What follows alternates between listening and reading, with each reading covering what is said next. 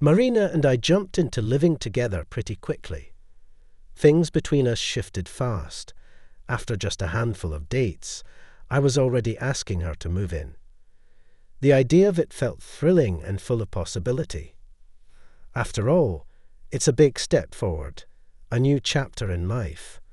But, as with most moves, not everything goes as smoothly as you'd hope. Some changes come with their fair share of surprises. We didn't immediately start talking about marriage. For the first 3 years, we just lived together in a rented place, focusing on getting our footing in the world. Then my grandmother had to move into my mom's apartment because her health deteriorated. Therefore, without thinking twice, we decided to occupy an empty room. It was a bargain, and oh yes, no more rent. As soon as we saved up enough money, we had a wedding. Nothing special, just a small meeting with close relatives and friends, and life continued in the same spirit. Then I got a promotion at work, and I started to think about the best way to build some financial security. Real estate seemed like the answer. One day, I turned to Marina and asked, "How would you feel about buying an apartment?" She gave me a puzzled look, stayed silent for a bit, then finally responded, "Wait, why? Are we getting kicked out of here or something?" I chuckled. Marina had always wanted a place that reflected her taste, but Grandma wasn't exactly open to renovations. She'd always say, "When I'm gone, you can do whatever you want with this place." And honestly, the two of them never quite saw eye to eye. No, nothing like that, I reassured her. We could just buy our own place, fix it up however we want, and start fresh. Plus, we get to change the neighborhood. Her eyes lit up. That sounds great, but you know that means we'll need a mortgage, right? I smiled. Nah, maybe just a small loan. I've been saving for a while, and I've got enough to make it work. There was a pause, and I could hear a mix of disbelief and admiration in her voice. "Wait, so you've been planning this all along?" she asked, almost impressed. "Well, at least you weren't hiding anything from me. I was worried you'd keep it a secret, especially if we end up with a fixer-upper." I laughed softly. "Yeah, if we find a place that needs work, we'll tackle it together." Marina was absolutely thrilled by the idea, and her excitement was so contagious that even I started getting swept up in the search for the perfect place.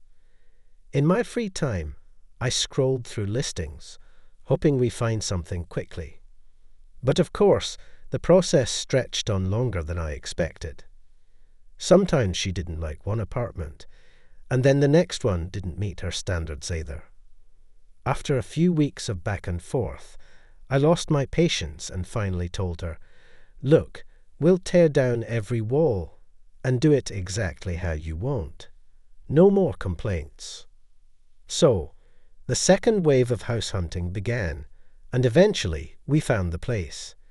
It wasn't much to look at, run down and definitely in need of some TLC.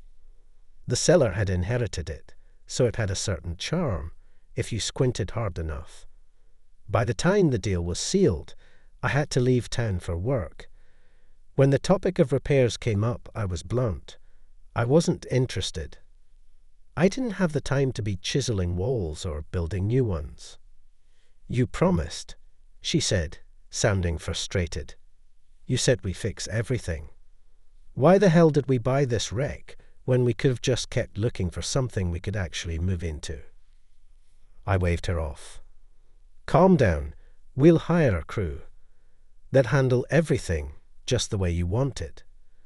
Probably even faster and better than I could." That seemed to settle things for both of us. The work situation, on the other hand, was becoming more stressful. I was staying late at the office, sometimes not getting home until past midnight.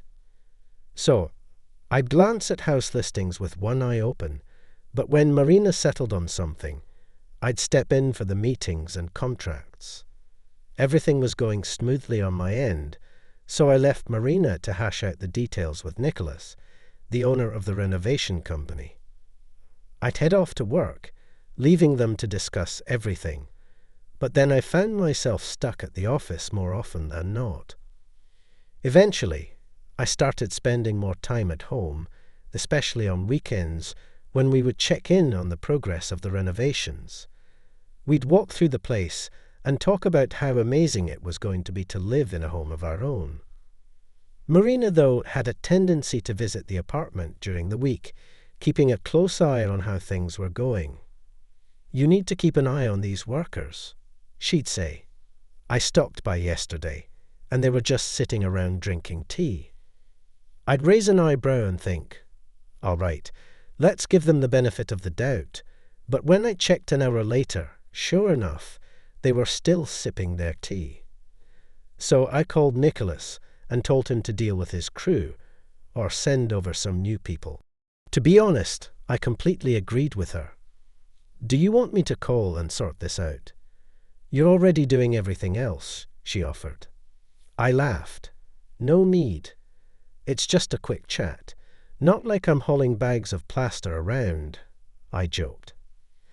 After that, she didn't have much to complain about.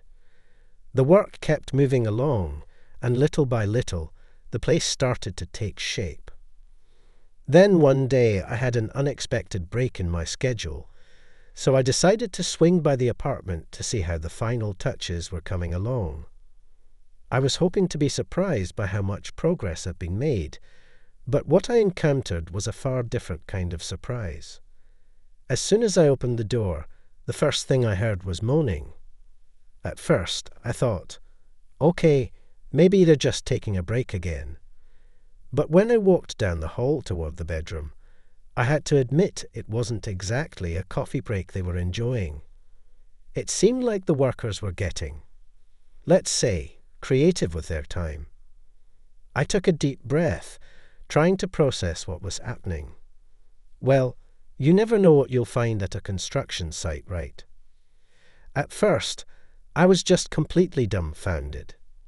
Here I was, thinking I'd come to check on the progress of the renovation, and instead, I stumbled upon a scene that left me frozen.